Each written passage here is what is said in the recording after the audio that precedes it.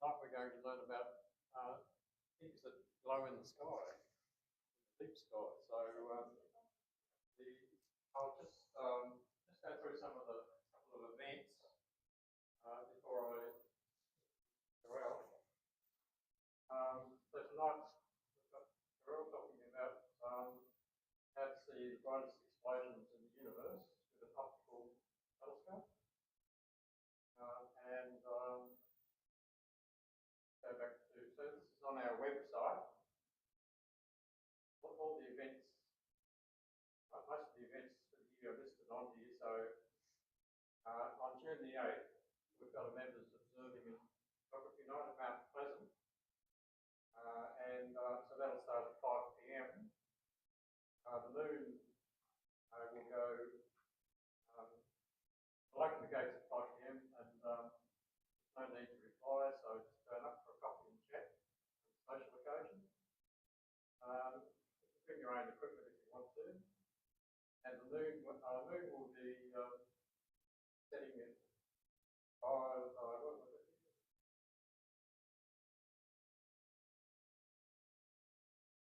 5:50 p.m. So you'll get a chance to see the crescent moon and take photographs of the craters. But then it'll be a dark sky, so you'll be able to see everything: galaxies, star clusters, Milky Way. And we'll open up the one of the observatories, which is pictured here. So in this observatory, we've got a 14-inch telescope and another smaller refractor photo with last month. And the photos of the newly discovered supernova, SN2024 GGI. Lisa was the first one to photograph. And so we can have a look at that on the 8th as well. So because apparently the supernova's changing colour at the moment. So you're quite welcome to come out. So that's on the 8th, June the 8th. That's a Saturday night. Okay, so I'm going to introduce Karelle. So Karelle is a doctor and lecturer in physics and researcher in astrophysics at the University of Tasmania. Areas of research concern the new era of astrophysics, multi-messenger era with all its transients, black hole explosions of massive stars and compact objects.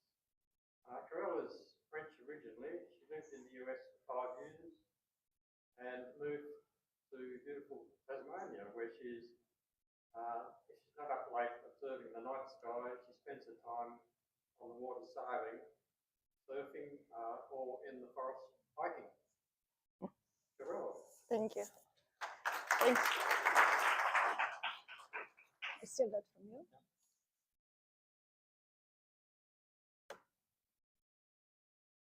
Is the mic okay?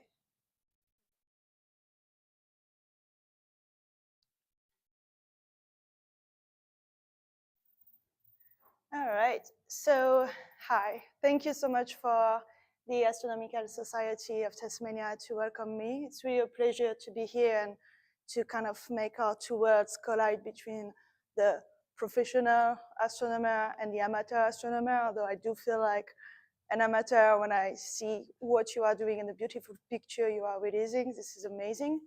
So I'm gonna talk about all those big words about transient and multi-messenger and everything like that. Hopefully it's gonna work. Good, all right. But I called this like how to see the brightest explosion with a telescope. Because why not? But I could have called that, all right, transient in the southern sky, a quest for gravitational wave counterparts. So today I'm gonna try to explain everything I'm doing regarding that, and hopefully I'm gonna convince you that you should come with me on this quest and chase some transient and gravitational waves with me and we could have even more discoveries together, and that would be awesome.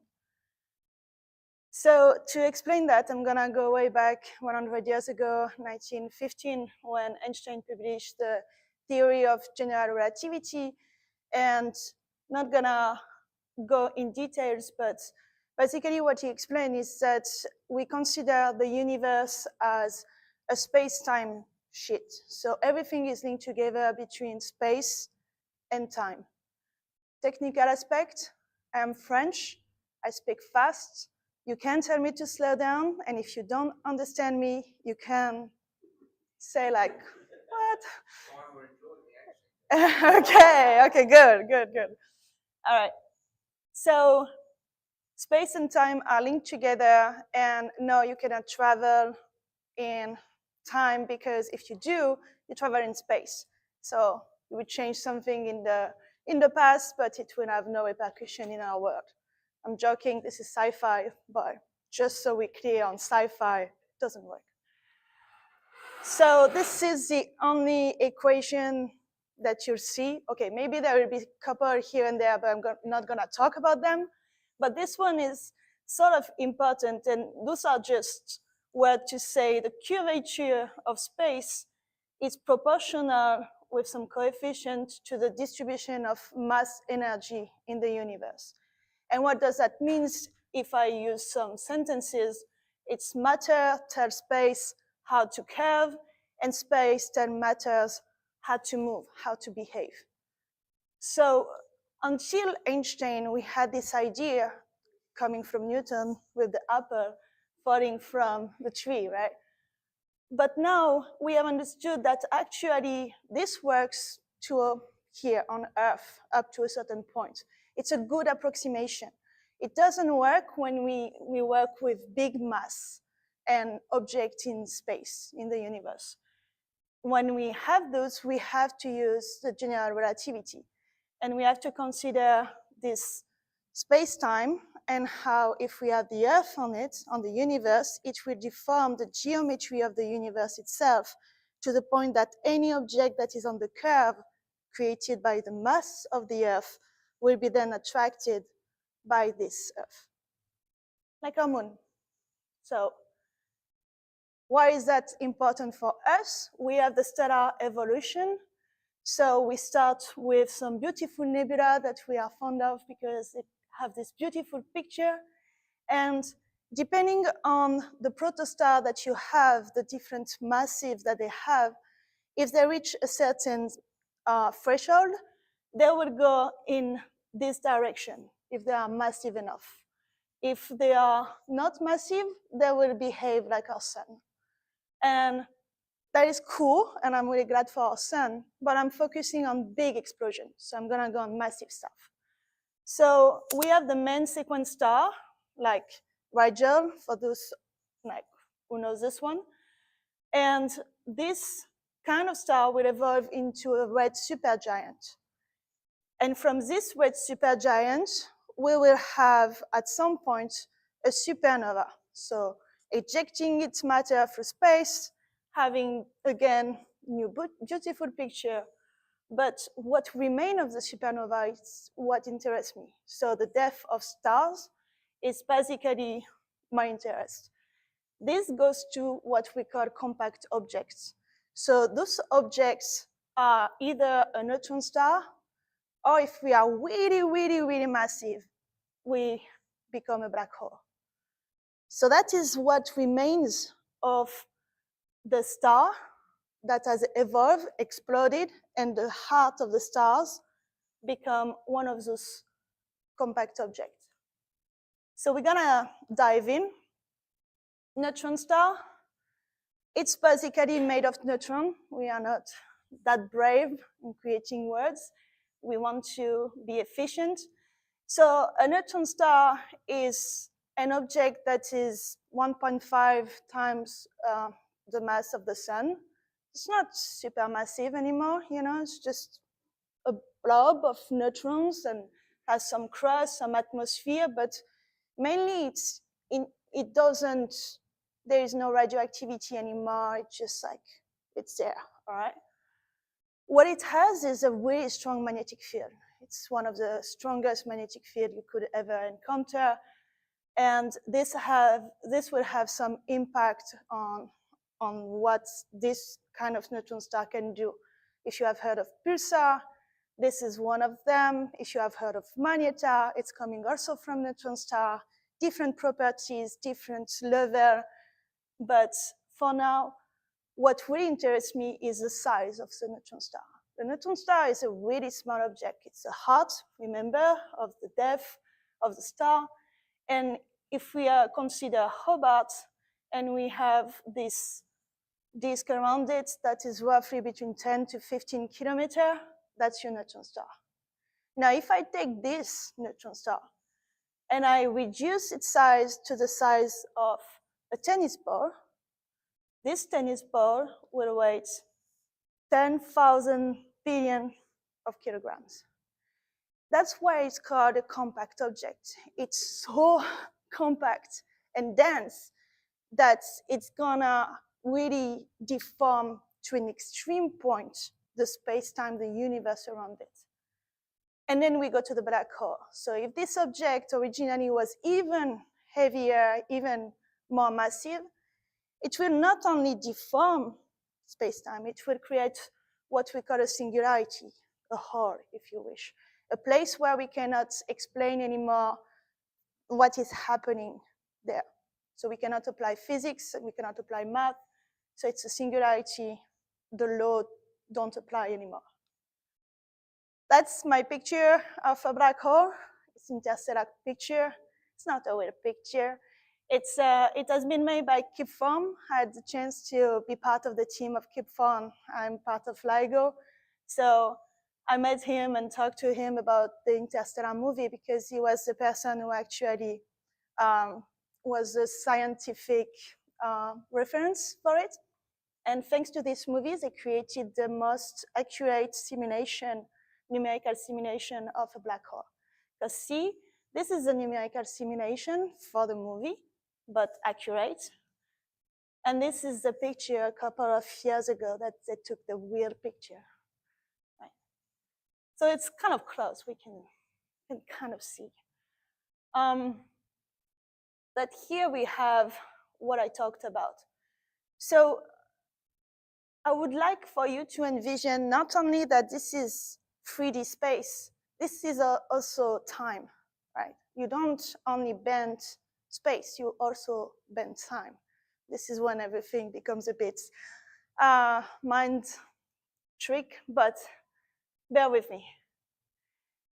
Now, those neutron star and black hole, so the singularity where you cannot apply physics, all the stars are not alone in the universe. If we think of the theory of the universe, we have the Big Bang, it expands, and so the stars tend to actually stay together. Our sun is an exception. It's really like lucky that we have one sun, one star, not several, because we have night and we can rest. That's cool. But 85% of stars are in binary system.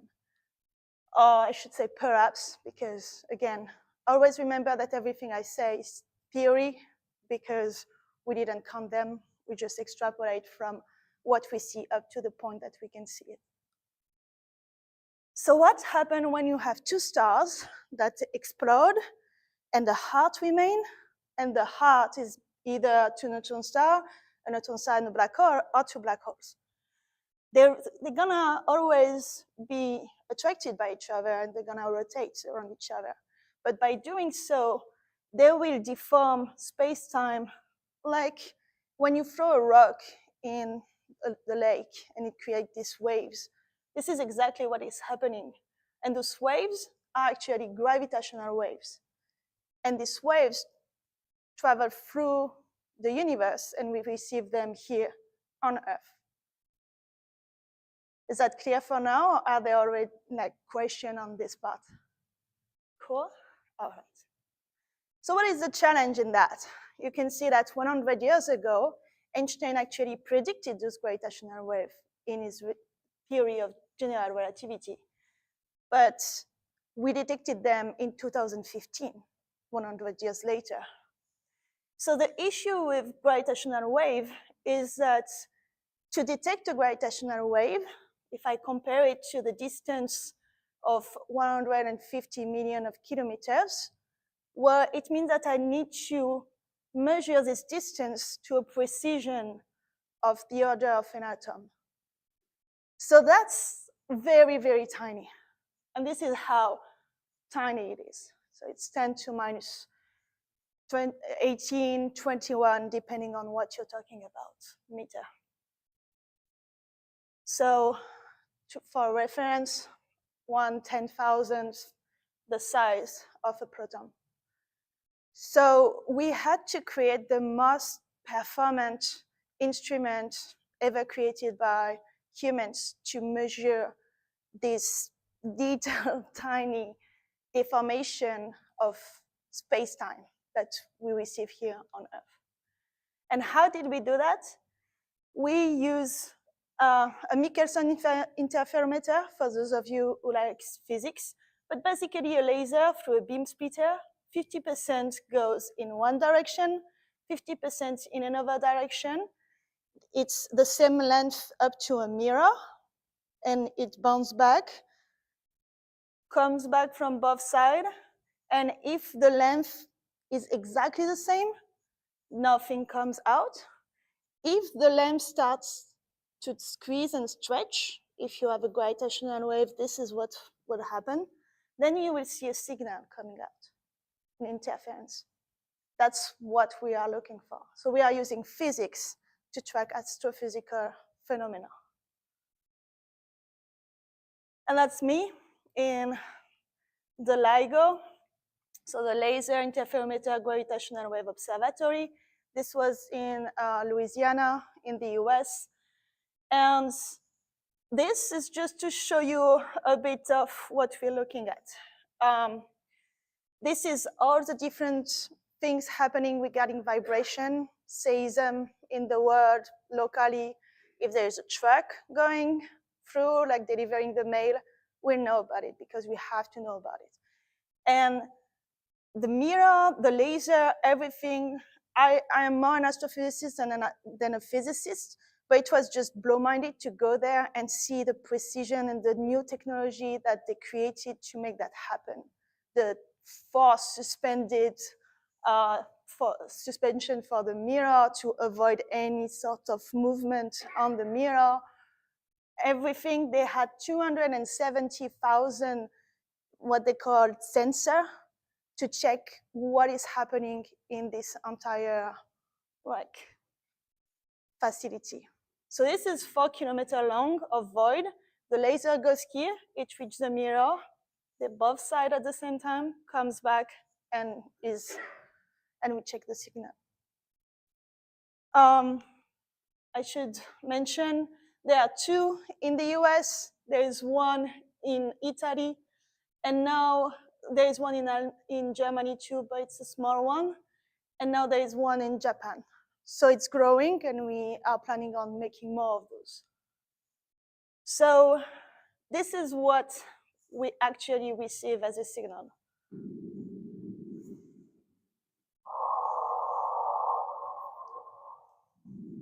Can you hear it on the second time? You hear it? So this is called a chirp.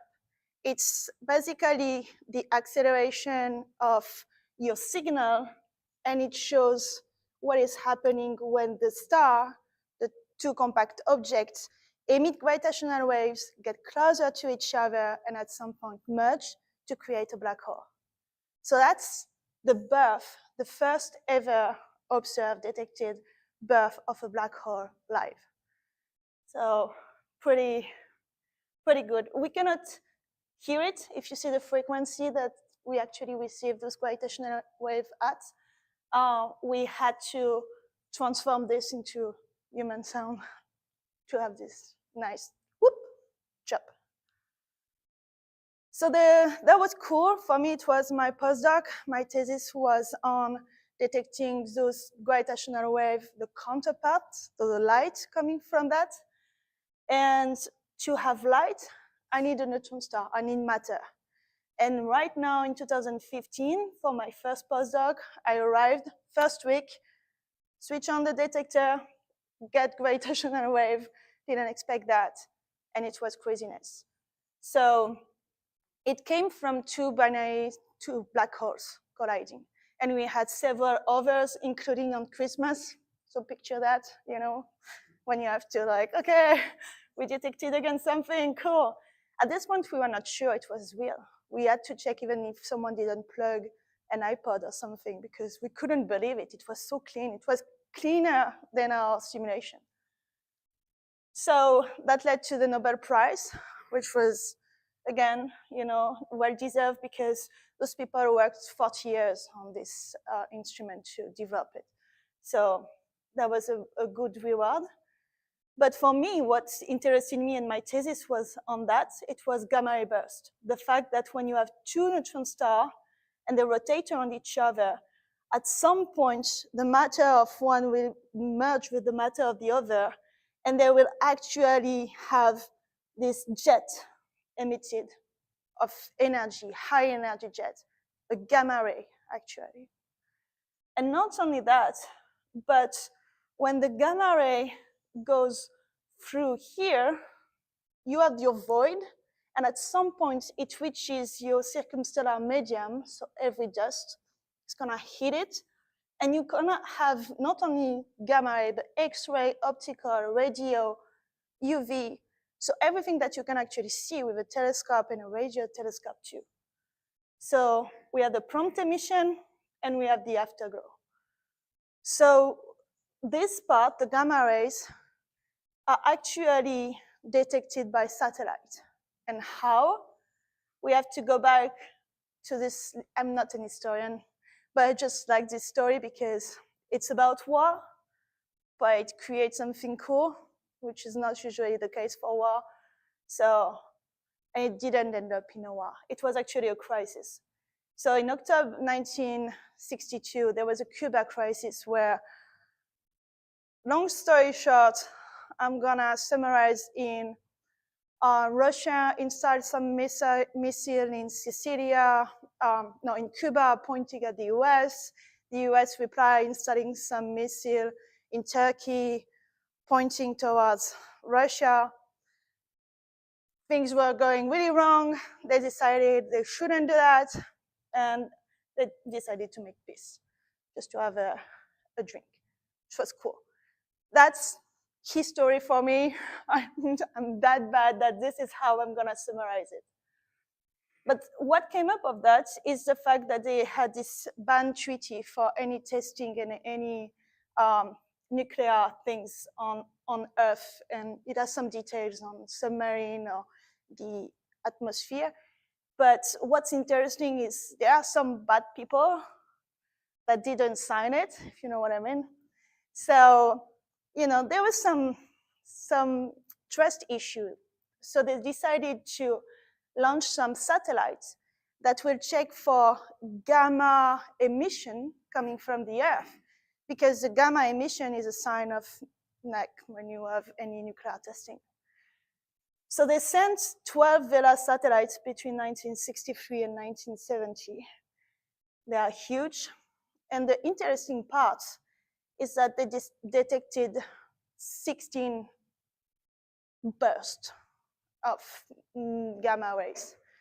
At that point, there was never ever a mention of gamma ray burst. So there are documents that has been released now, and we see discussion on, was it a little green man war happening in the universe? Because they had all those satellites, they figured that it came from space. And they really thought that, you know, it was plausible that maybe it was not on Earth, but there was nuclear war happening somewhere. At some point, after I think something like 7 years, they realized that no, it was not that. So they gave the data to scientists who figured out it was actually astrophysical phenomena. And we had the first gamma ray burst mentioned here, 1973. So gamma ray bursts have been there for long now.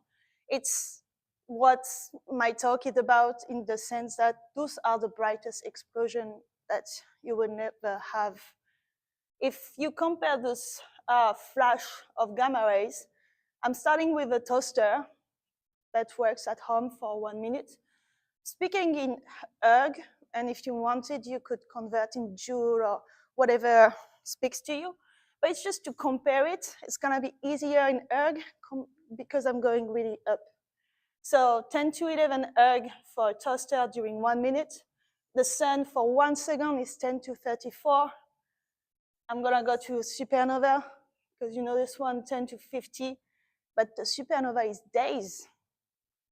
And now we have a gamma ray burst. For those who last for 100 seconds, we are 10 to 52 erg. So really, really energetic event. If I compare that to the sun, this is 280 millions of times the sun luminosity in a few seconds, and 5 times the mass energy of the sun in the few seconds for the most luminous of them. So it is really, really energetic, luminous, bright. And the good thing with that is that not only you can have a gamma ray burst, but you have at the same time gravitational waves. Because gamma ray bursts can come from 2 different things. Gamma ray bursts can come from neutron stars colliding around each other, creating a black hole. And then you have the mass that cannot be swallowed by the black hole that is ejected through a jet of high energy particles.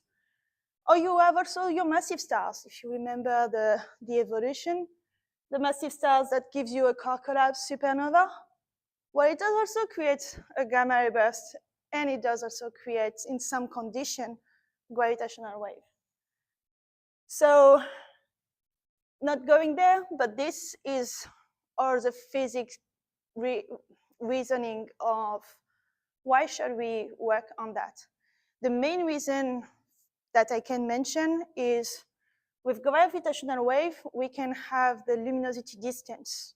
So it's a measurement that we have parameter coming from using the mass and numerical simulation on this progenitor. So to neutron star, we can figure out how far they came from, this gravitational wave. On the other hand, the gamma ray burst, if you have the afterglow, so if you have light coming out in optical and you can associate a galaxy, then you can figure out the redshift because you know how far this galaxy is. And now you can compare what we call the luminosity distance with your redshift. And this is actually what gives you the Hubble constant. And this is a really it's in crisis right now. We have an issue with that. The Hubble constant is what tells you how your universe behaves through time. So is it accelerating, in expansion, all of these things, they are linked at some point to the Hubble constant. So that could solve this tension, amongst other things. If we were to have more events where you have gravitational wave and gamma ray burst, you could understand not only the chemical structure of the progenitor, but you could associate it with the masses and everything and understand the equation of state of your neutron star. And that's something we are locked right now in our understanding. So for me, the day that everything changed was 17th of August, 2017. I'm gonna let you watch this video. I hope it's not too loud.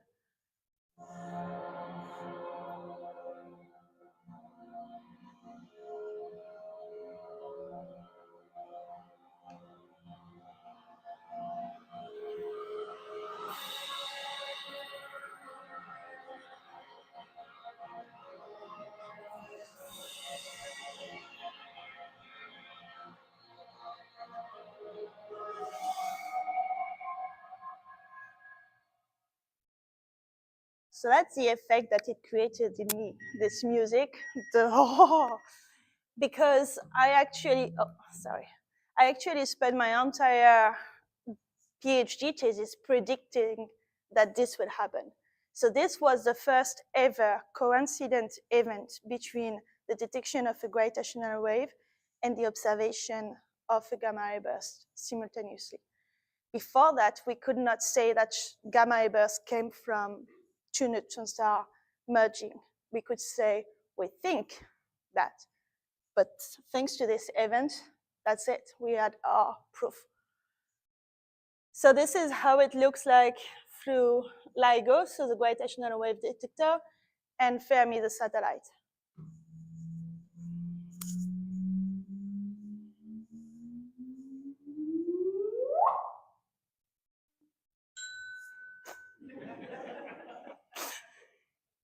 So you have your chirp of your gravitational wave. So you have emission of gravitational wave, fusion of neutron star, creation of a black hole. And when the jet finally escape, you have, so 1.7 seconds later, you have your gamma ray burst. And this delay was actually a confirmation again of general relativity, speed of flight of gravitational wave, everything, you name it. So it was just good just to confirm once more that everything that Einstein has predicted so far was true. So where am I in time?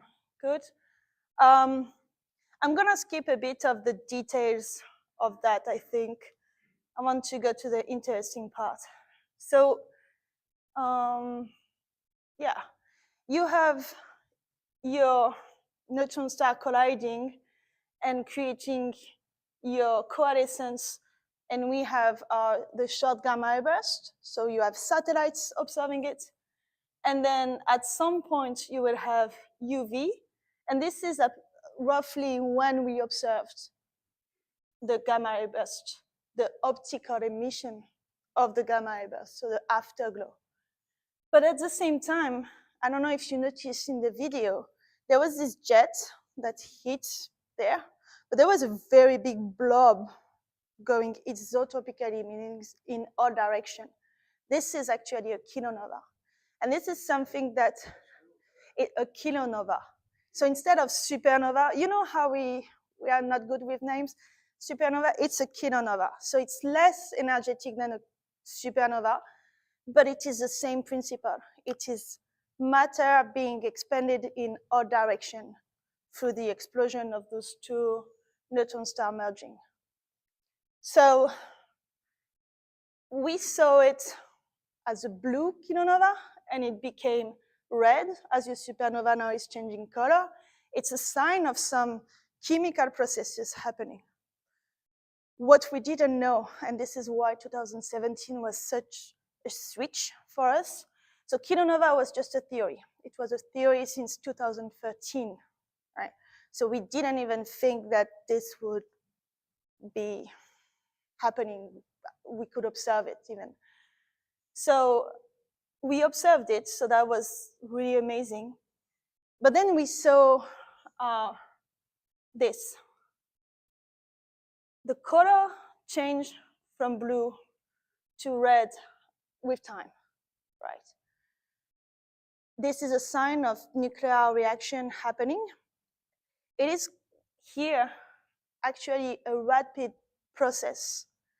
So what is happening is you have this neutron-rich environment that is heating your different atoms, and it's gonna create what we couldn't explain until now that we have on our planets, all the heavy elements that we have, heavy metal element that we have, like lanthanide, but also gold. The gold that you have, your rings, whatever, it came from somewhere, two neutron stars colliding and forming a black hole. So that was a big discovery. We didn't know we would fill up this gap, because so far we were able to explain some origins of elements, but never you see all the orange. This is how we didn't know where they came from. Thanks to this event, we could confirm their origin. So this merging neutron star.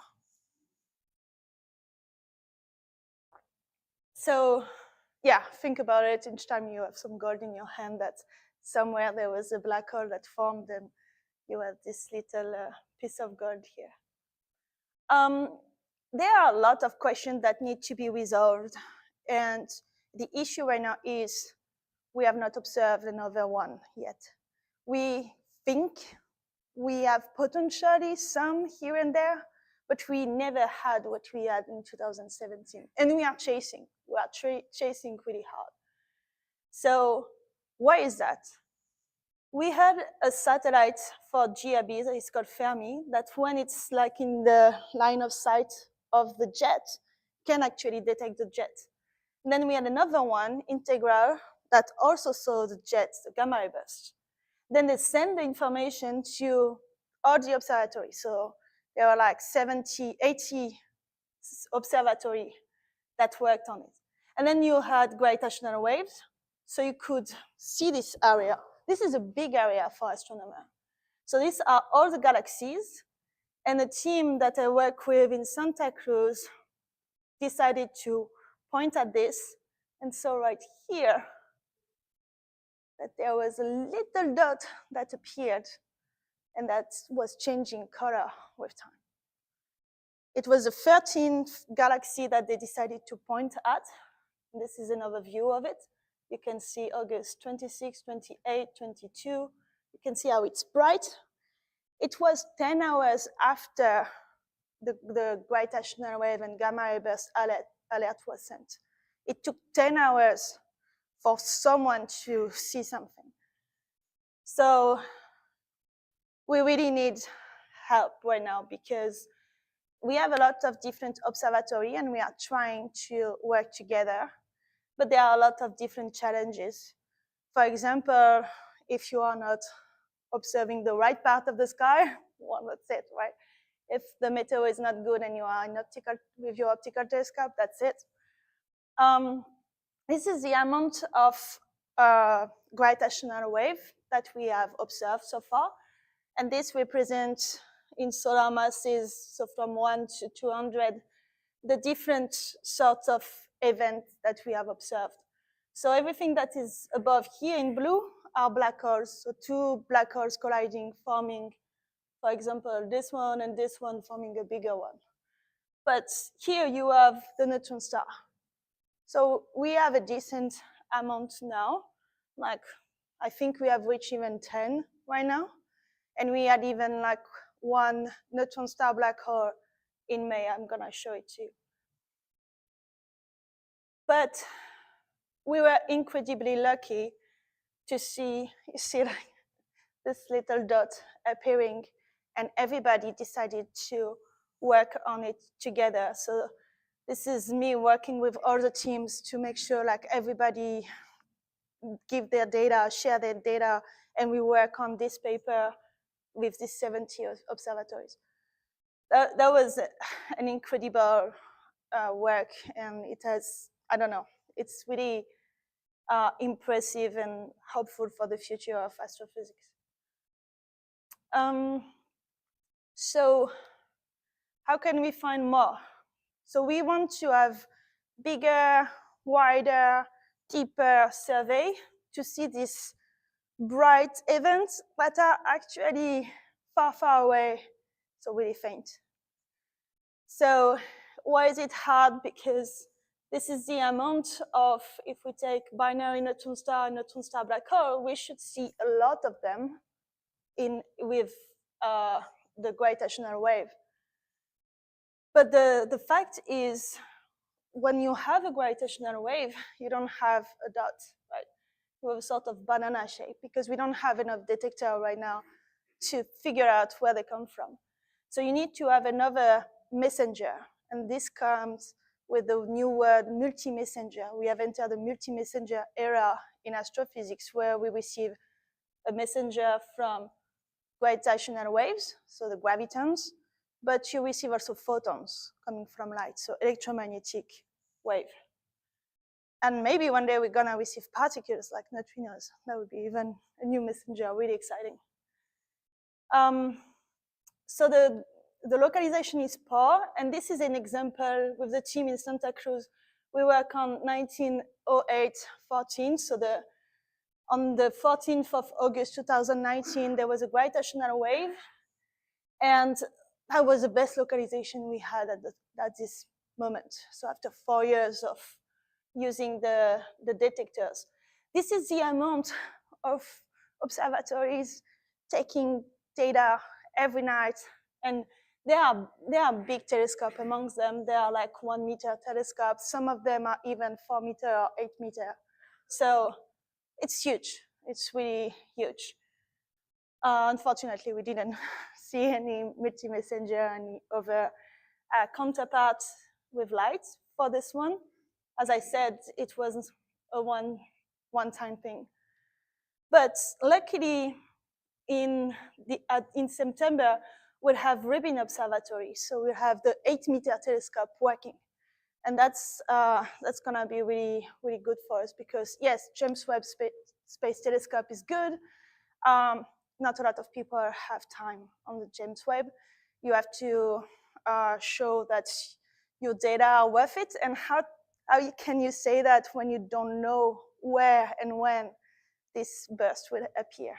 It's really hard to get sometimes on those big telescopes. So Rubin will be scanning the sky all night. They plan on having 10 million transient, so event that appears and disappear per night. So we're gonna have a lot of work to do. And this is the field of view of Rubin, and this is to compare with what we have right now. We have the Zwicky transient facility. So this is bigger, so you would think, oh, that's better, but it's until a magnitude of 20. So it's good in terms of brightness, but it's not good enough if you want to go deeper, if you want to go more distant. And so here with Rubin, we will see up to 25 in magnitude. This is a record that we will reach. So we are really excited about that. And yeah, that's just to show you the field of view and the resolution that we're gonna have, which is 0.2 arc second per pixel. It's, yeah, we are happy about that. But in this wide field, the issue is those are all the different transient that has been, for example, in the field I show you here, like supernovae and premature detection. There are so many things happening that you need to figure out, okay, which one is actually the real one that is associated with this gravitational wave. You don't want to associate anything that bump in the sky because there are actually a lot of things when you go deep that bump. So we worked with Jeff Cookey in Swinburne on that, creating a campaign when they are like in January, doing that every 6 months of 1 week where 70 observatories just focus on 3 regions of the sky. And we invite amateur astronomers to do the same.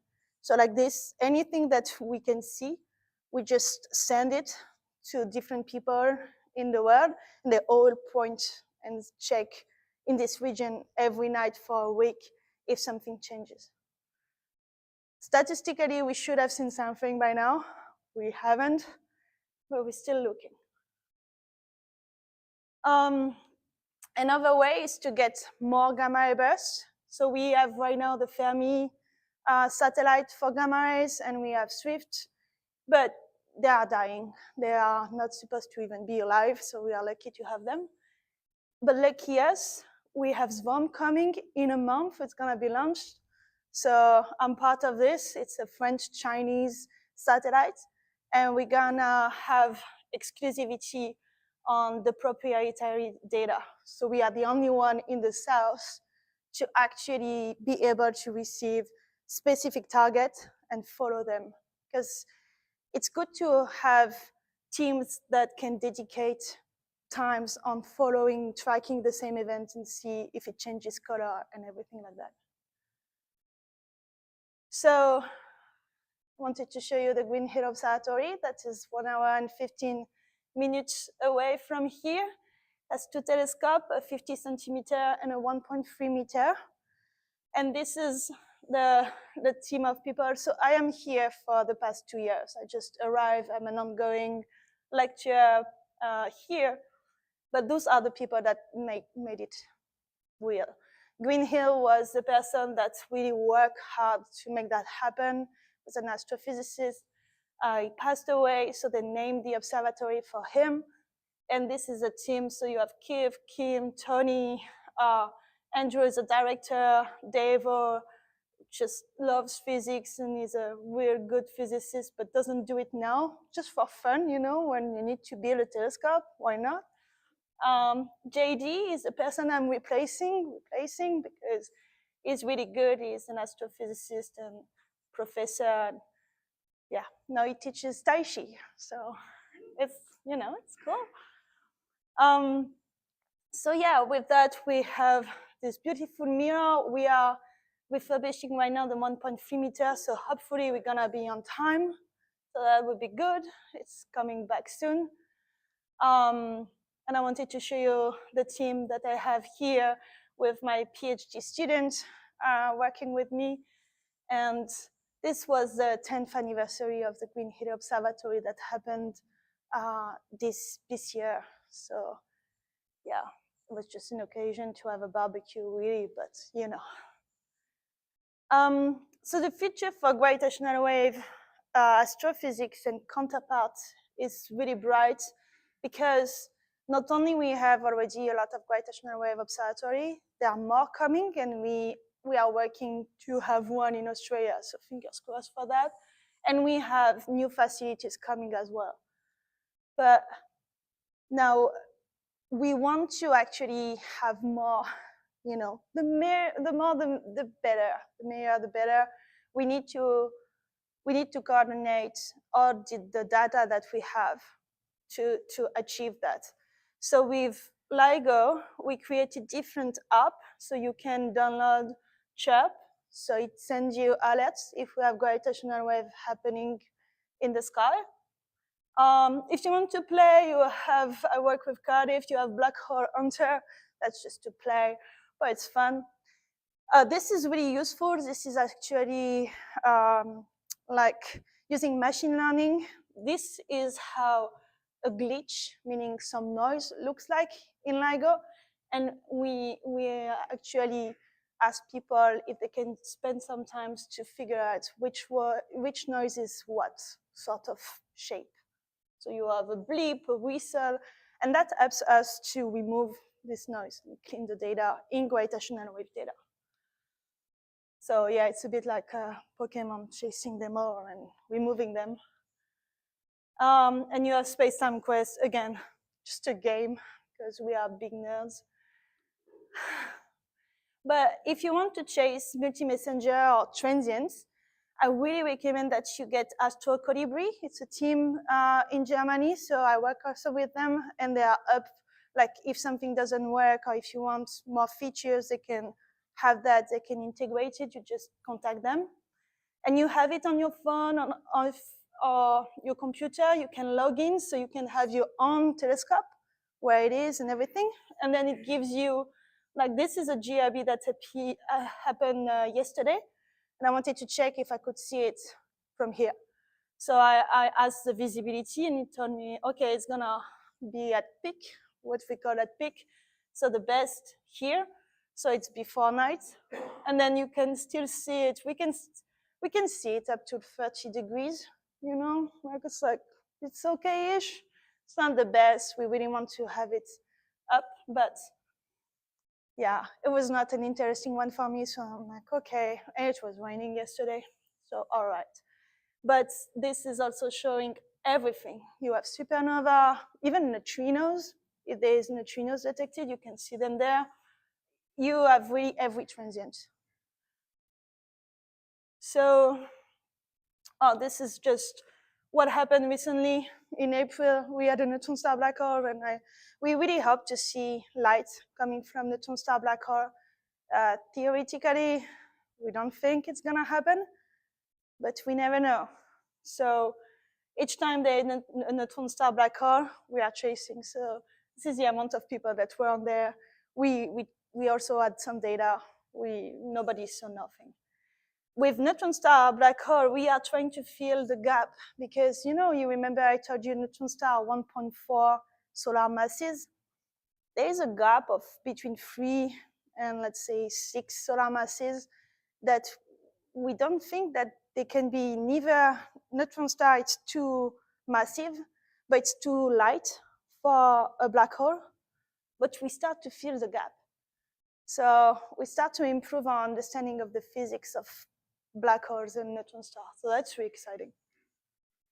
So what's next? Well, we are missing neutrinos. That's one of the messengers we want to have in coincidence with photons and gravitons. We are expanding gravitational wave. We were at 4 kilometers long for the arm. We're gonna go underground with 10 kilometers long. And in the space with 2.5 million kilometer arms in 10 years. Yeah, it's gonna be huge. And fast radio bursts are also transient, and we have detected them, and they are linked to neutron star. But we think they are linked to neutron star, but this is totally also new thing. Like we don't really know. So really funny, and we wonder if there is an optical counterpart. So each time there is an FRB, as we call them, we are trying to see with our telescope if actually there might be some light coming or not. We don't know because we don't know where they come from. I say neutron star, some people would be here, they would be like, no, I disagree. So who knows? And you remember I told you it took us 10 hours to saw the light, to see the light and have the first detection, the optical detection of 2017. Well, it's because they had to wait for night, right, with their telescope. So that's why there was 10 hours, because the rest of the people couldn't actually use their facility. So here, between Chile with Rubin telescope and us in Tasmania, there is a gap. So we're gonna investigate and try to install the first French Polynesian observatory in either Tahiti or one of the islands. So this is us hiking and checking and installing some measurements like weather station, and it's really uncharted terrain. We don't know, but we think we found some places. So we brought a telescope there and we were measuring the seeing, meaning how good the sky is. And we're gonna go back this year, hopefully in July. So maybe in a year I'll come back and I'll tell you all the story of if we did it or not, how to install a telescope in a remote hiking place. I put a little bit of who I am because I realized I didn't tell you. So I'm an astrophysicist, but I'm a street artist, I'm an artist, I'm an outreach artist, meaning I use art to explain science. I do outreach. For example, I did some augmented reality devices to explain to schools how gravitational waves work. So you can see them holding this device and interacting with the screen on the ground. I'm an adventurer. So if you want to go on an adventure, call me, because I'm always up for some adventures. As I'm new here, I don't have a lot of community tribe yet, so don't hesitate to reach out. And join me, like if you want to go on the quest for gravitational waves or multi-messenger transient, like even if you don't have telescopes, we have telescopes, and sometimes we just don't have the energy to wake up at 2 a.m. and go observe. So anything, like just reach out. I have a PhD candidate here. That's the deadline is on the 1st of June. So if you know little folks, young folks that wants to go on a PhD, tell them. Yeah, that's about it. Tony, that you saw on the picture, is giving a talk in 2 days in the physics building of Sandy Bay campus. It's gonna be on some devices he has built for, the sextant to observe, to navigate with the sky in the north. It doesn't work in the south because we don't have enough southern star. He created a device for it, and he's gonna show it to us. So he's a builder as well as an astronomer. So It's kind of really, really good. All right, that's it. Thank you, everyone, for your attention.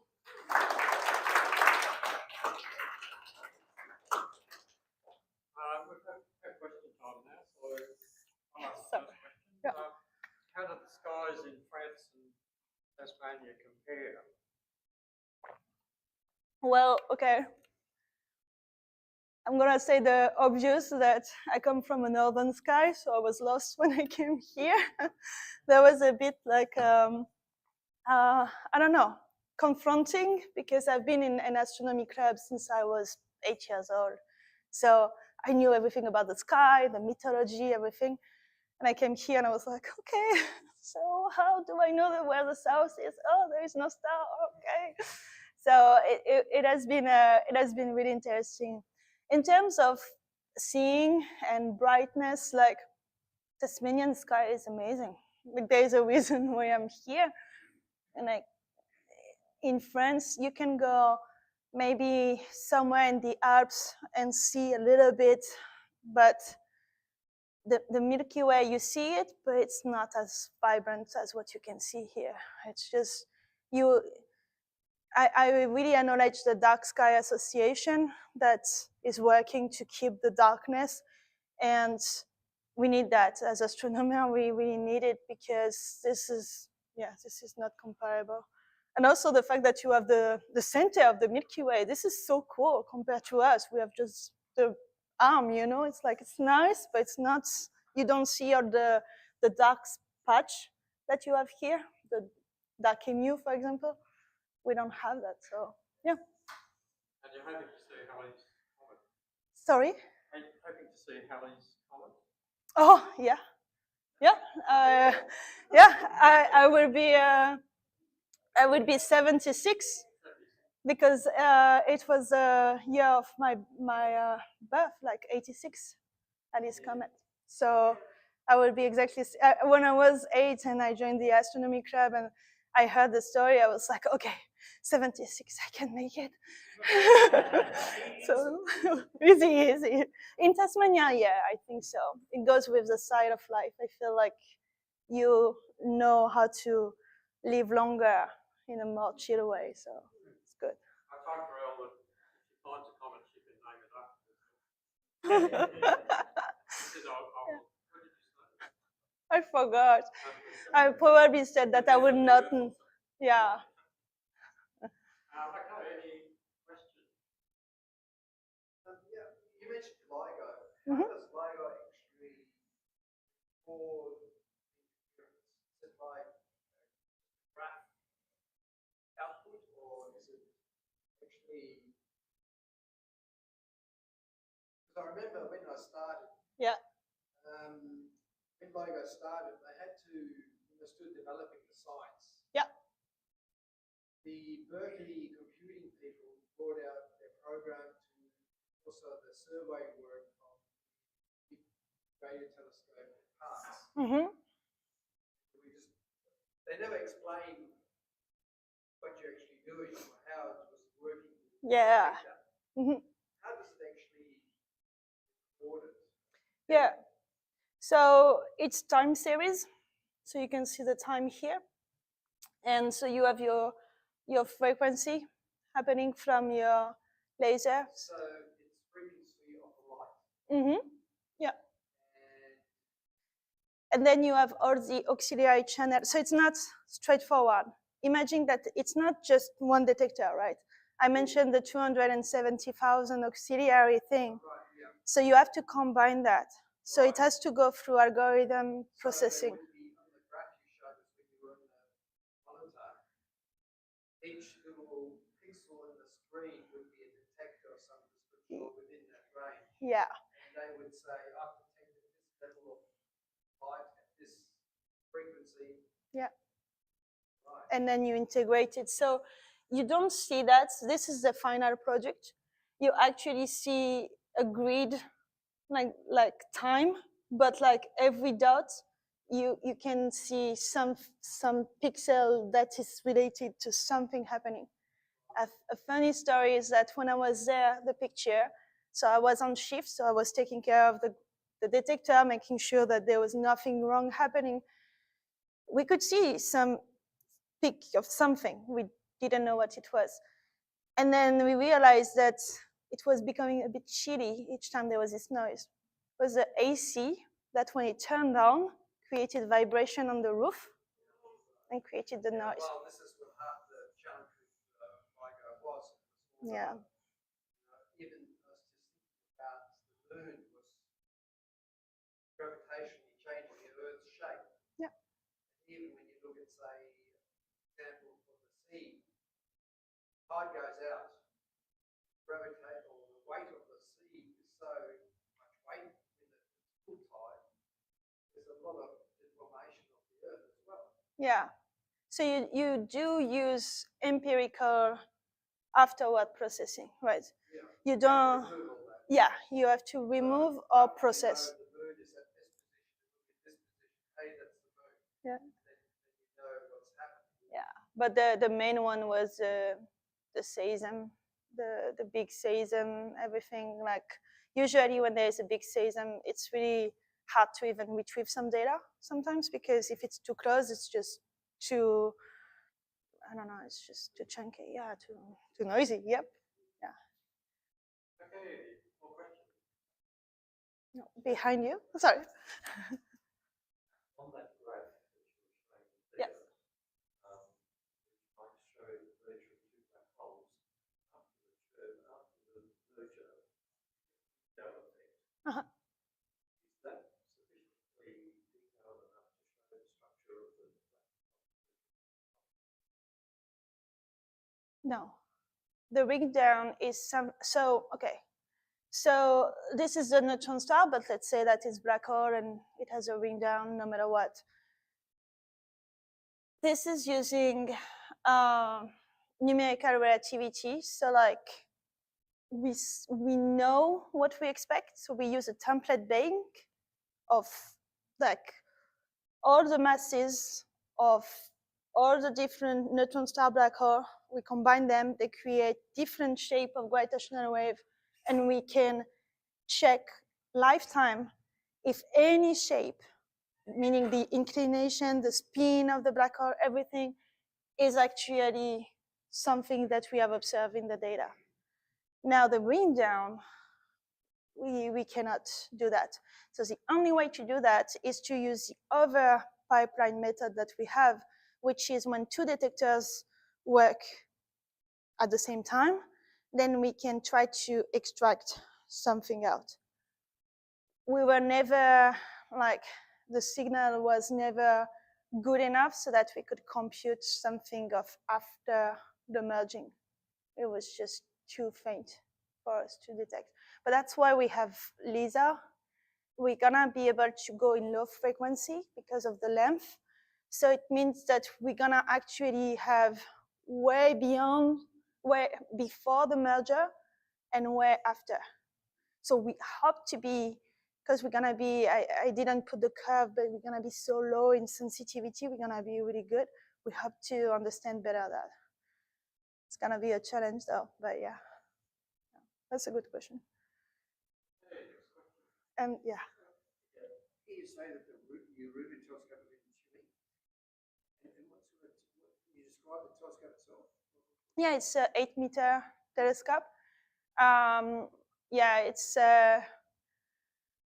it's gonna be, as I mentioned it's gonna be like a wide field of view, not so wide compared to some that we already have, but the main interest for us is like all the range of filter that it would have and all the depth that it will reach and in those filters, right?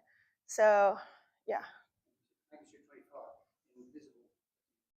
Yeah, and it's in a G. Let me say it properly. G. Yeah.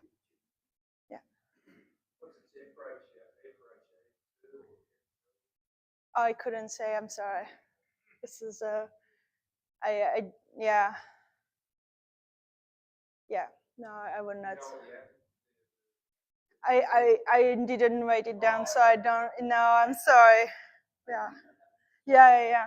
But it's interesting question. I think.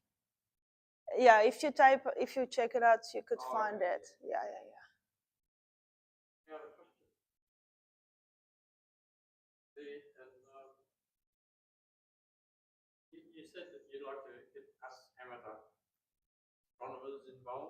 Yeah. How do you think we can get involved? So there are several things. A colleague of mine has developed Grandma. Grandma is meant for that, meaning like including amateur astronomer in multi-messenger era. And I would like to do the same here in Australia because we have so many people keen on working on that. So it could be through taking data, and it's your data with your telescope, and then you clean the data, or you don't even need to clean them. You take the data, and the day after you take the same region and you see if something changed. And if something changed, you contact us and we point it with the big telescope. Another thing is also to just contact us and say that you are keen to help taking data with the telescope, and you can come and volunteer to use the telescope. I mentioned it when we discussed, but like it would be good to, if you are interested, to have you come to Green Hill for some of you who would like to, because we don't open the facility for the public right now.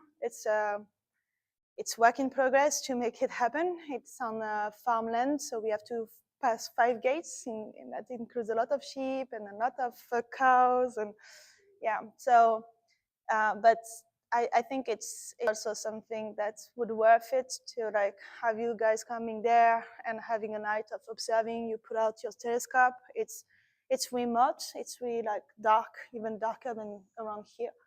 And it's a really good site for seeing. Like they did the entire Tasmania with the seeing telescope to measure the sky, and this is a really good one.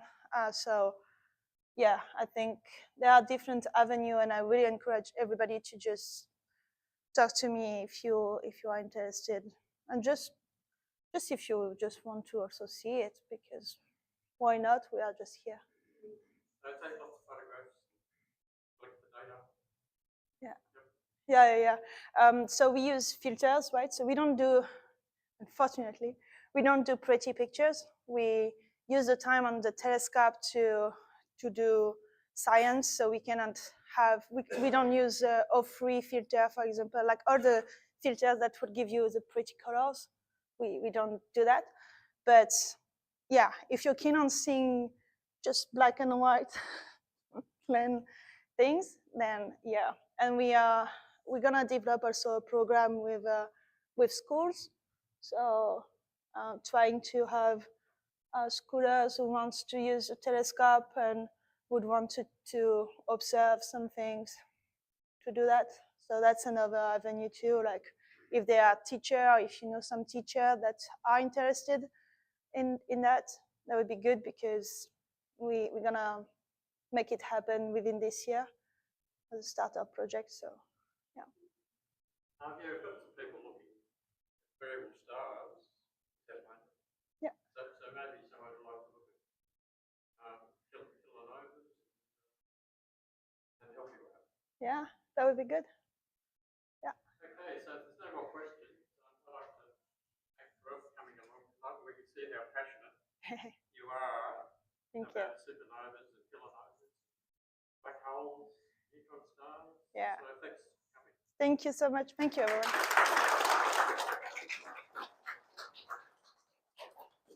So we have a break now, and then come back and watch Richard.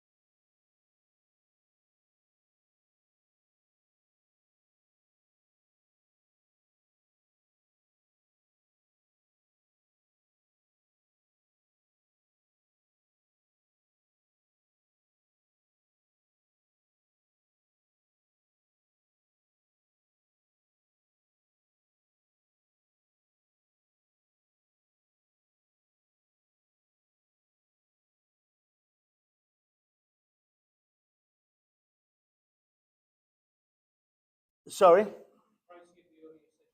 Oh, right, yes. Now, sorry, the microphone's on. No cursing. Bit of nice music. Set the mood. Ah, if only our skies were as good as that. Okay, so now last month I spoke to you about the May sky. So I've tried to avoid, because there are only subtle changes at the moment, I've tried not to repeat myself. So a quick look at north and what we can see. You'll notice Leo is setting, so come July it'll be in the sun, it'll be out of the way, but there's still a chance to see some exciting things. We'll click again. Spica, Denebula and Arcturus make the spring triangle, or we call it the autumn triangle, but you can extend it if you like and make a scalene triangle, include regulars rather than Denebula. But up to you. Anyway, it's a nice sort of familiar pattern in the sky. First thing I want you to notice is in Berenice's here, a beautiful star cluster I haven't mentioned before. It's quite low, but it's worth looking at through a telescope. Melot 111 is the other name, but it's got these unusual Ariadne's here, Thisbe's veil, the cobweb cluster, the flying witch, which it does look like, a flying witch. It also looks like a character on a skateboard, you know, from Back to the Future. Anyway, if you use 7x50 binoculars, you can get in some of the field of view. I think they're about 6 degrees, it's about 7.5 degrees. Quite an extensive little cluster, but worth looking at, really, really pretty. So 280 light years away. Now that view up there is with a pair of binoculars, 7x50 binoculars, giving you a 6.5 degree field, roughly. So worth looking at. So note that one, okay? So Colander 256 or Melot 111. Now, M3, of course, is a beautiful globular cluster. Has anyone looked at M3? You have, right? Well, there it is, low down on the horizon. Of course, some of the good things that we miss, not being in the northern hemisphere, are the things that are low down their horizon. You know, the Veil Nebula, for example, and things like that that we want to image all the time, because we're peering through more atmosphere, and it's a bit harder to take good photos. But that's really worth looking at as well. So M3, and up here to the right, M5. Now, not as bright as the other one. It's in Serpens caput. Now, if you know any Latin, caput means head. Caput, capitis, hence capital. Capital, yes. So if you look at the constellations, you've got a Ficus, the snake bearer. On this side, he's holding the snake's head, which is the left there on the right side of the screen. And on that side, the serpent's tail, serpent's cauda, which is where all the interesting stuff is, because that's near the centre of the galaxy. Well, in line of path to the centre of the galaxy. So there's something else to look at there. Beautiful. It contains 2 millisecond pulsars, which is of interest. One of which is a binary, allowing the proper motion of the cluster to be measured. And 105 variable stars have so far been counted in that cluster. Now, down the bottom right, I've mentioned M3 is in Canes Venatici. I forgot to mention that. The hunting dogs. Hunting dogs, Canes Venatici, a bit of a northern constellation, not one we can see very clearly. Now, globular clusters aside, I did mention this last time, so I've cheated a bit. You know what we're looking at here, do we? No? What is this pattern? Yeah, this is Macarian's chain. Now, where are these galaxies? Now, remember, I mentioned this to you before in the last, actually it was in the last talk. This is between Leo and Virgo, the supercluster, beautiful supercluster. This is smack bang in the middle of it. And it is a gorgeous thing to photograph. I've got a photo of it. But of course, they're very far away and they're very small. Not a good thing to look at with binoculars. You wouldn't see much at all. But a small, medium, large telescope maybe, you'd start to pick a few things up. Charles Messier discovered it. There's this chain-like shape. I think I mentioned this in the newsletter as well. Beautiful. The top 2 galaxies up here were discovered by William Herschel, M84 and M86. It was given the instruments that they had then, that's quite an achievement as well. Now, and that's Macarian's eyes, which I'll come to. I've got a close-up of that. Now, this galaxy, speaking of our what Karelle was talking about, this has got, everyone know about Virgo A? This massive, supermassive galaxy, probably 1 trillion stars, a giant elliptical galaxy. I think I've got a picture of it here. But the most interesting thing is that jet of plasma shooting out of that is 5,000 light years long and is traveling at relativistic speed. And I'm thinking, Karelle, that shot you had of the black hole, is that from that? It wasn't from that galaxy? That image, radio image made into a visual image. You know, the black hole, because I thought it came from Virgo A. Sorry? It was 67, not this one. Because I remember it was right, and it was so high energy, super massive, absolutely enormous. But what a prodigious output of energy from that galaxy. Here's the other thing. We've got 150 or 200 of these lovely globular clusters. This thing has 10,000 globular clusters. So it is a truly astonishing galaxy, and I think you get quite a nice view through a telescope, even though it's a diffuse sort of object. M90 down the bottom there as well. So there's a view of Macarian's chain. I've taken the magnification of only 26. So what's that? My 31 mm eyepiece inside my telescope giving me that many magnifications. So you can have a good sticky beak of that, but I recommend a larger instrument, maybe a 10-inch. And a few of us have got 8 to 10-inch telescopes, so that's probably a lot better to collect more light because they are faint. Photographically, it's exciting, eh?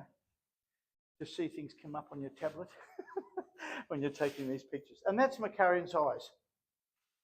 A close-up of the 2 interacting galaxies in the middle. By the way, for those of you who are interested in photography, if you focus on these two, you get them right in the middle of the field, 4461 and 4458, if you want to center your photographic taking. Another quick look at some things. Now, I can't resist this, Leo's triplet. Now, some of us have taken photos of this beautiful, beautiful triplet of galaxies. That's M65 and M66 at the top. And this one here, which is a brighter or bigger, is NGC 3628. I think they're all about 31, 32 million light years away. But beautiful to photograph, and doesn't take long to get a great image if you're interested in doing some deep sky astrophotography. And I wouldn't recommend any, I don't think, I think if you just had a UV filter or something, you don't need to put anything special in your telescope to get a wonderful image of that. So, before I go any further, does anyone know the name of this star? I'll come back to it later, but I've mentioned it to you last year. It is the same star in Slavic languages. It has the same pronunciation. It's really interesting. And it's the word for the devil, or a fiend. And I'll come back to that in a minute. But it's I used to hear my parents swearing sometimes, and I'd hear this word, which is like saying Satan, you know. Does anyone know? It's chort. Now here it's called chertan, but it's also called chort. Mind you, being of Polish origin, some of the swear words in Polish are hilarious, like roast chicken. Roast chicken. I mean, how bad is that? Yet it seems to carry some weight. I always find this most amusing when you look at languages and the way people utter profanities in different languages. Not that that's the topic of our conversation. So there's Macarian's chain there, right in the middle of this field, which if you stretch from the nebula to Vinda matrix, this is the Virgo supercluster in here. And it's enormous, the prodigious number of galaxies. So let's have a quick, oh, sorry, I didn't mean to scare you. Oh, where did that come from? That is from, what's that game? The Witcher. And that is a chort. That is actually, they used that. Now, no wonder, because the creators of The Witcher were Polish. And so it's no wonder that they adopted that name. So that's the spooky, one of the spooky anthropomorphized horrible demons that you see. Anyway, I thought I'd wake the audience with that, but obviously people weren't perturbed. So now, just to find a couple of things in Virgo. You know what I'm pointing to there? Anyone know?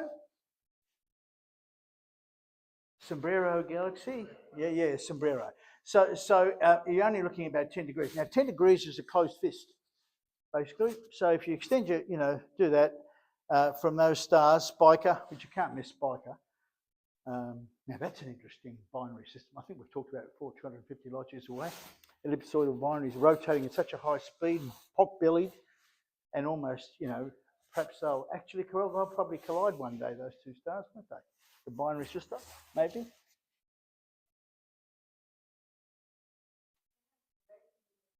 I think it's a 4-day rotation period or something. It's very short. Good grief. Anyway, so there you go.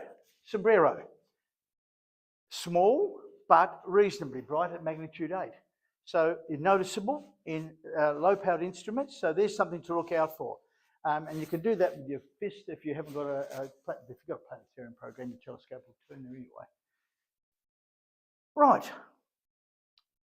And down here, I've got a couple of little views at 70 magnifications, and that one was 120.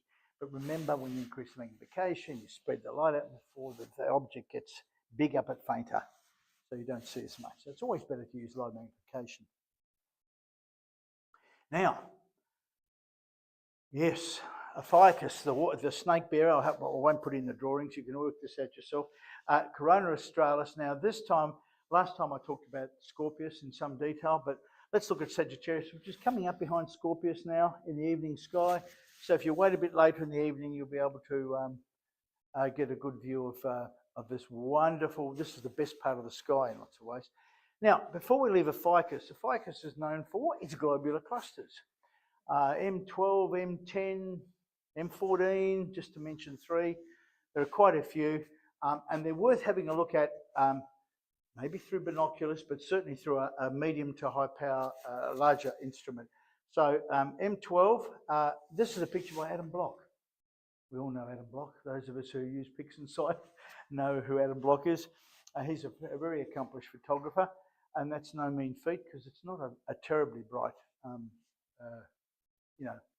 it's diffuse. It's not really like you see with a star cluster. Anyway, 10-inch scope is recommended for looking at that. 16,700 light years away. Now, this star, I love this star, Saig. Now, you might remember, I don't know if you do remember the Spitzer telescope? It was decommissioned in 2020. Having had a long career, I think it was first commissioned in 2003, something like that, 17 years. I think they ran out of money, but it took a lot of infrared images. Some of the most famous ones, you might remember the Horsehead in infrared, a stunning image of the Horsehead. And of course, it penetrates all that dust, and so infrared is a wonderful thing for looking at the sky. So this star, Saig, is known as Zeta Ophiuchi. Now, it's a giant star, very big star, but it's a runaway star. And theory has it that it was probably part of a binary system, where you might say have a white dwarf and a bigger star, and the white dwarf accretes matter from the biggest star, and eventually if it exceeds that thing called the Chandrasekhar limit, it explodes, and then you get a supernova, and the star is expelled from the system and then becomes a runaway star, hurtling through space on its own. And this Zeta Ophiuchi is exactly that. It's a runaway star traveling at 108,000 kilometers an hour. And it's got the Spitzer images of this. I'll show you in a moment down here. Look at this. Isn't that gorgeous? That's an infrared image of that star. And it's creating a bow wave, a shock wave, as it compresses, as it's hurtling through space and heating up. And this is, I think this is almost half a light year in front of it or something. It's some staggering distance. Amazing thing to look at. I love infrared images like that. Beautiful thing. So maybe it might have been part of a type 2 supernova, we don't know. But 19 times the sun's mass, 8 times its size. So it's a very big star. Anyway, hurtling through space. It's one of my favourite pictures. Now, let's leave Ophiuchus for a moment and concentrate on Sagittarius. Now, can you recognise... Can you recognise, I've puffed up the stars deliberately in Stellarium so you can say, can you recognise Sagittarius? Because when we're under the night sky, you can see this clearly because these stars, Caus Borealis, Caus Medialis, all of those, they're quite bright. But when when you look at a map, a star chart, it's helpful to have the little lines. Yeah, the teapot. So it just quickly, if you look up here, this is the spout of the teapot, the triangle. This is the lid. I'll move this slowly. And this is the handle. And there's the base. Now, I'm not going to do one of those teapot things, but you know, I'm a little teapot. What's that song? But it always catches people when they look at that. Sort of think of those kind of parallelogram shapes, and you'll be able to pick it out. And of course, the galactic center is in line of sight from there. So that's what it actually looks like. So you can see the teapot. Now, the Archer, Sagittarius is part like a centaur, part horse. It's got a horse's body down here, which curls around. That's its rump. And his body is up here, and he's holding a bow and arrow. And the arrow comes out from Caus medialis, it should be. I want to call it Caus media. That's in the middle, Caus in the middle, Caus, northern Caus and southern Caus. And the arrow comes out here, so he's holding a bow. Beautiful constellation. And once you know where you are with that pattern of stars, you can pick out, you can hop across and look at all this beautiful nebulosity and stuff that we know so well, which we look at through telescopes all the time. And Corona Australis, of course, is a shape you can make out with the naked eye quite easily. So this is an old picture I took ages ago. But what I thought I'd show you now, try and find it now. You know, you can make out a triangle. You can see triangles here, but it's a lot harder once you've, here you go. There's the handle. And it comes up here and the top is there. Can you see that? It's a lot harder to see once you've got an exposure and, you know, the other stars come out and the brightness saturates the picture, and then it's much more difficult. But if you look here, I'll just fill in the lines for you. There we go. And the little extensions, forget about those. They only create confusion. But that's all part of the constellation, and it swings around like that. It took me a while to do that because I was looking at the stars and comparing it to the charts, and finally I got the shape. Now, what am I pointing to there? That bright patches, of course, the Lagoon Nebula Messier 8. That is spectacular in anything. I mean, a pair of binoculars. I've seen it here when we've been outside there on the lawn through an 8-inch or a 10-inch telescope. It's blazingly bright on a good night. It's just astonishingly good to look at. So I recommend that very strongly if you want to have a look at a beautiful nebula. And of course, next to it, the Trifid. And I've got a picture of that later on. And down here, the big Sagittarius cloud, M24. And then if you look at, so this is not too hard to hop across, but if you look down here, that's a beautiful globular cluster. Does anyone know what it is? Steve, you'd know. I know you know. Yeah, M22. Now this globular, oh, that's Jupiter down the bottom, by the way, that bright. Yeah, it's an ecliptic going through there. Now that particular globular is very interesting because it would be a lot brighter had there not been so much dust between us and it. And so I want to say the dust has really spoilt the view of that particular globular just because of its location. And so the amount of light hitting us is reduced by that interstellar dust. But anyway, a beautiful globular. Down here, you've got M17, the Meagle or Swan Nebula. And then underneath that, my favourite, the Eagle Nebula M16. And then, so you're looking at, this is the best, wonderful part of the night sky to explore with binoculars or a telescope. And that's the planet, that's, what is it, the stellarium version of it. This over here is Serpens cauda, the serpent's tail on the left. So, all right, now some pretty things. You already recognise that. You know that if you look up to the very top, you can see the butterfly cluster, M6, and Ptolemy's cluster, M7. Ptolemy's cluster is extremely bright and easy to pick out, magnitude 3.3. Wonderful to look at, spread out, quite dispersed, but still bright. The butterfly, much more condensed, fainter, but exquisite. Yeah. And so over here we get to the Trifid Nebula. Hang on. Sorry, the Great Sagittarius. So I put these things in the wrong order. That's the Sagittarius star cluster we're talking about. Here's the Trifid Nebula. I won't read out all the details, but 4,000, a lot of these things are 4,000 or 5,000 light years away. In our, that's a view of a 7 by 50 binocular view of the lagoon. Now, I've got the lagoon up here somewhere. Here we go. 90 by 40 arc minutes, so that's 1.5 degrees by 2/3 of a degree. That's quite big. That's 3 moon diameters across, quite substantial. Beautiful object. Eugen took an incredibly lovely photo of it recently. I think he posted it on Astro Imaging. I don't know if any of you saw it, because you got not only this bit, which is like the business part of the nebula, but he got the foot, you know, the toes, the end of it. I always call it the foot. And he got the whole thing in the field of view. He did a beautiful job on that. And that's my shot of the lagoon and the Triffid together on a night of accidents when the heater wasn't going. The cooler wasn't going on and it was running at ambient temperature. It was 12 degrees, so it didn't do a bad job. It's a very interesting part of the sky, and I only managed to just squeeze them back in. I hadn't cropped that either, that's uncropped.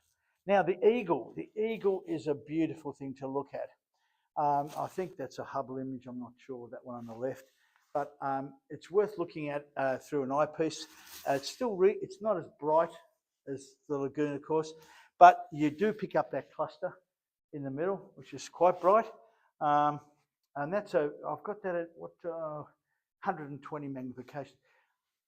I wouldn't recommend looking at things at that sort of power, but you would at a bright star cluster. You can get up to if you go up to about 100 magnifications, a bright star cluster is still bright. It's not going to, and you'll be able to zoom in on it a bit. But for nebulas, no, they become very pale. That's a picture I took at. That's right. Now,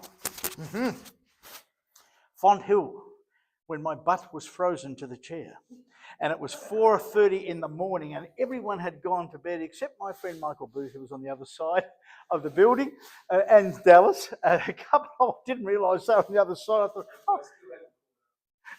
I know, and everyone was going to have breakfast and a cup of but I had to get this nebula because I was so excited, and the guiding wasn't terribly good, but I managed to capture the Eagle Nebula, and more importantly, the pillars of creation. You can see outlined there. So it's a close-up of it from the same picture. Not bad, from an amateur photo, I suppose, but that was with a special filter, a hydrogen alpha filter.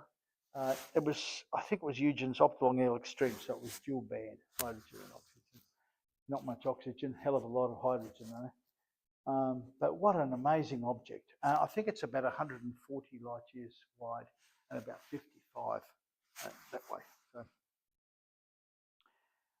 and this is an interesting little thing. Hang on. Oh no, go back. Go back. It's supposed to, I think you have to click on it to play it. I love this. I came across this the other day.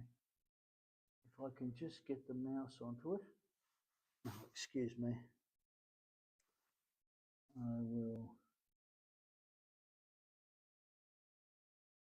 Is it working?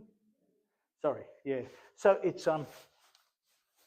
good on a big screen, but James Webb Telescope image. And again, this is infrared. I don't know what particular frequency of infrared, but it's a beautiful thing. Look on the big screen, it's fantastic. Anyway, moving on. How are we going for time? Yep, getting there.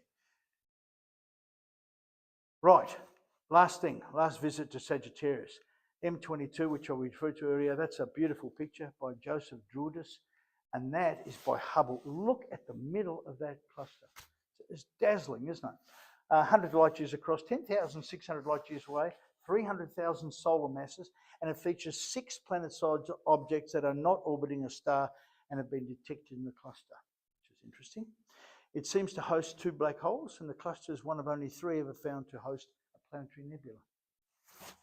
But I think, don't scientists postulate that it would be impossible to have solar systems as we have inside a cluster like that because of the gravitational effects of the nearby stars would make it unstable. Have you got any Thoughts about that, Karelle?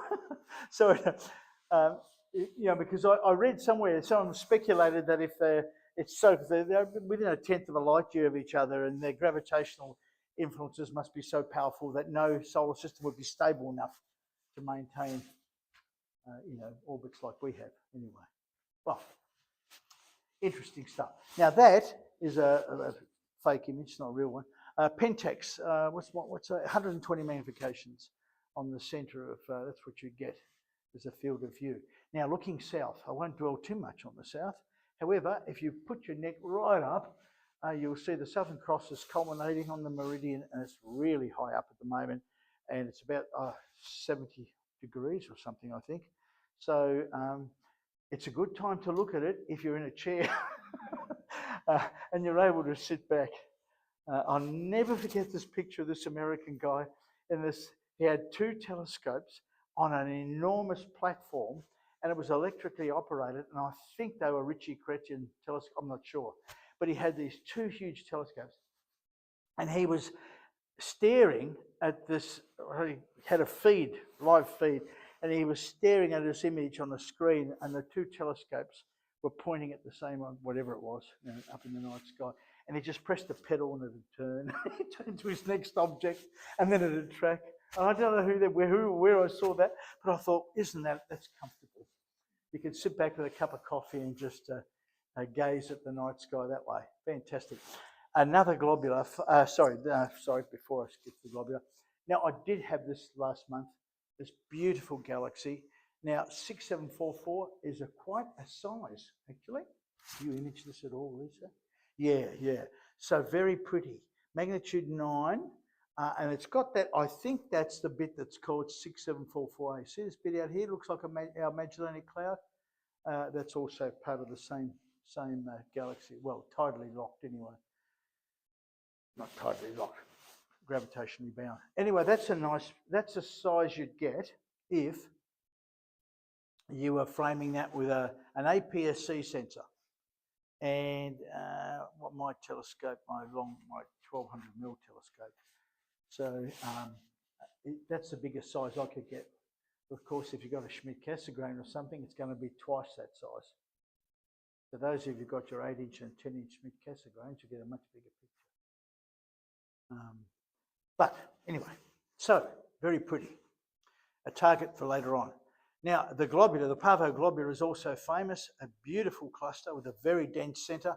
The starfish or the windmill, I can see a bit of starfish and windmill in that, but worth looking at. Magnitude 5.4, that is bright. So that's a rewarding experience for anyone with a pair of binoculars, anything at all. You'd probably get a very bright little patch in the sky to look at. And it's the fourth brightest globular after Omega 47 and M22, which we just saw in the last slide. So there you go. Near the end now. Just looking south one last time. Now, an old slide of mine, meant to imitate the night sky. You should see it on a good night with no moon and the naked eye. The Southern Cross, you can all see the Southern Cross and the coal sack down here. Does anyone make that out? Okay, so there's some interesting objects up here. There's Omega Centauri and Centaurus A, and there is the 3532, the Wishing Well cluster, Eta Carinae, that beautiful gem cluster, 3293, and that's a shot of 3293. Now this is the Omicron Velorum cluster, which is, although sparse looking and kind of big, spread out, is beautiful and really bright, and a naked eye object, by the way, easily a naked eye object. And there, I know, don't all boo and hiss. There's the Sprinter. What's the number? Maddie, can you remember? Oh, right. So 2516, NGC 25. We always say, what's the number for the Sprinter? Anyway, there's the Sprinter. Now that's a pretty cluster. That one there's the Pearl, this one here, 3766, I think. And that, of course, is the beautiful jewel box, 4755. Very pretty. And down here is what? This one here. where the dot is. Anyone know? If you look on this part of the scope, that is the most stunning looking cluster. Yes, some Pleiades. Beautiful. Very bright and worth looking at. Spread out, but real in-your-face cluster. Absolutely gorgeous. And next to it is a cluster they call, and I've only ever seen one reference to it, as the hand cluster. Well, I kept looking, hand cluster. Spooky fingers or something, I suppose. It looks like that. That's 3114, and that is, I've taken a picture of that, but and as you can see, that's probably taken with the refractor. You don't have any diffraction spikes. It looks a lot better when a Newtonian system takes pictures because you've got the beautiful spikes. I like spikes on star clusters anyway. Now, lastly, looking west, what have we got? Rigor, of course, is quite a bright star. Now, if you look at this, this is Carina. This is the poop deck where the captain stands. Here is the keel of the boat, Carina. Vela, the sail, where the supernovas do. You want to make that out? So, at the junction of this is Rigor, and there are some very bright clusters. This one, 2547, is exceptionally good, and the other one down here, which my amigo Steve pointed out to me, 2477, is one of the most beautiful objects in a telescope you will ever see. It is just stunning. And I've got a couple of pictures here, which probably won't do it justice. So remember those two, 2547 and 2477. So here's 2547, which is also called St. Peter's Cross Cluster, although I struggled to find that. Golden Earring Cluster, I also struggled to find that. Half the size of the moon, but a bright cluster of stars, and it contains 9 M dwarfs, so an interesting object. Now, down here is a picture of the same cluster, and here is a visual view of it at what magnification? 120 magnifications, which because of its brightness I would do. I'd probably get up to about that. So worth looking at. A gorgeous, gorgeous cluster. Now, the other one I think is even better, coming up to 2477, now that's someone's taken a picture of it. It is amazing. Now, why is it a termite hole cluster? I can't figure that out. I can't see a termite hole, but they call it the electric guitar. I guess it's kind of guitar shaped, and there's the handle. I don't know. Can you see that? Anyway, beautiful thing through a telescope. Your jaw will drop. It is stunning. And you can see different colours. And if you look at it long enough, it's just mesmerising. One of those hypnotic things. You can't take your eyes away from the eyepiece. It's just beautiful. And there is, now you might have heard of Andy Campbell, who's in Ice and Space. He's a really good photographer, very good photographer. And that is, that you can see the cluster down here. That's a gorgeous photo, wide field photo, I love it. And of course, that's a view of it at 81, 82 magnifications. I think that's what I was using the night I looked at it. Somewhere around there. Beautiful. Finally.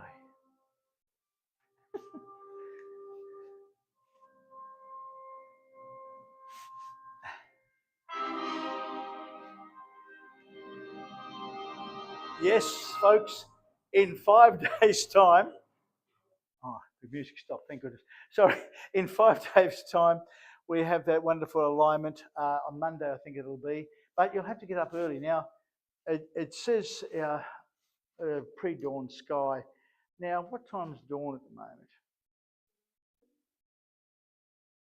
What time, Mitch?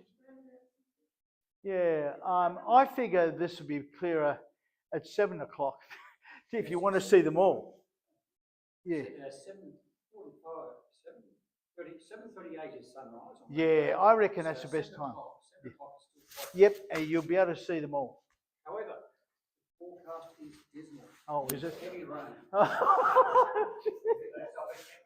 Oh, well, that's blown that this one. Yeah, keep going.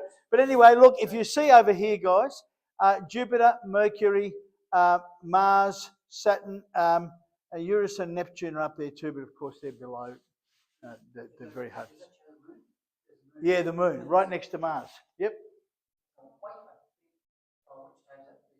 Now that's, oh, sorry, Yeah, this is the picture I've got for that date. I think June the 3rd. I think it's June. June the 3rd. June the 5th is a Oh. wafer thin crescent down near Jupiter and Mercury. So what was not lost here? Oh. Saturday morning, Yeah. Saturday morning is forecast to be clear. Oh, right. And it'll be the same alignment. Gee. Just the moon will be up near, will be further up. It'll be a slightly bigger crescent. So this is doable. Yep. But don't wait. No. Until No. Also, 28th of August, we've got another alignment, super alignment, and next year, 18th of January. Just see all those planets. Six at a time, anyway. Yeah. Now that's a view. That's a northern prepared. Yeah. Well, in other words, they're looking in northern hemisphere. You're looking this way to look east. Yeah. It's confusing, I know. I got that from some website, but I thought I'd share a little bit of humour. Last slide. Nothing to do with astronomy this time. Well, let's see. So far, I've got rhythm and I've got music. Actually, who could ask for anything more? I just love. Oh, dear. There's something about Gary Larson that really appeals to me.